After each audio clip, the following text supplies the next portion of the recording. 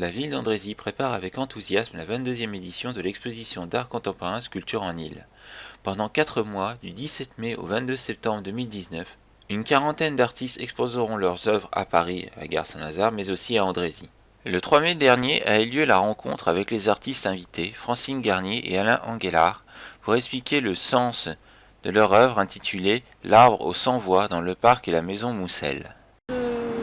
De fil, de cordes blanches, parce que les fleurs du sophora sont blanches, les deux, sophora japonais et pleureur.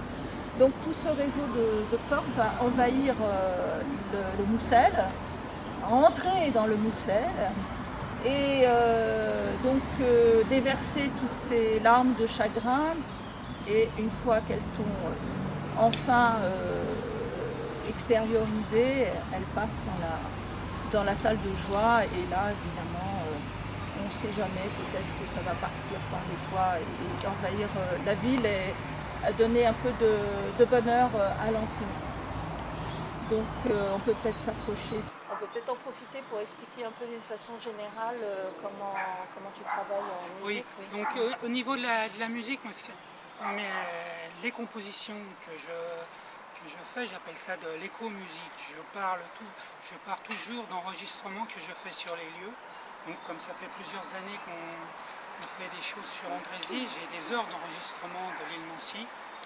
J'ai commencé un répertoire de pas mal de chants d'oiseaux, j'en ai répertorié un certain nombre, qui me sert de base, mais pas simplement les chants d'oiseaux. Il y a aussi tous les sons produits par les arbres, qui ont tous leur musique, les frottements des troncs d'arbres, les branches qui se frappent et tous les feuillages. Donc tout ce qui est la sonorité et le chant de l'île m'ont intéressé. J'ai donc beaucoup d'enregistrements.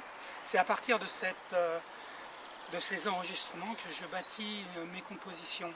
Alors on me dit, une question qu'on me pose souvent, c'est si j'utilise beaucoup de chants d'oiseaux, est-ce que ça fait fuir les oiseaux?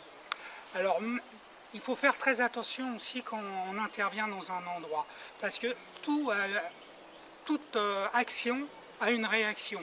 Donc c'est évident que si je sature une fréquence sur laquelle un merle par exemple chante, le merle va partir. Donc il me faut tout le temps me positionner, ne pas être sur cette fréquence. Je vais me décaler pour que le merle continue à s'entendre et puisse chanter. C'est in situ, c'est-à-dire c'est une création pour le lieu, que pour le lieu. Elle n'existera nulle part ailleurs, hein, c'est vraiment une création originale. Et donc ce tissage avec le lieu, il est non seulement visuel, mais il est aussi acoustique. Et donc tissage aussi au sens propre, puisqu'il y a souvent beaucoup de cordes dans mon travail.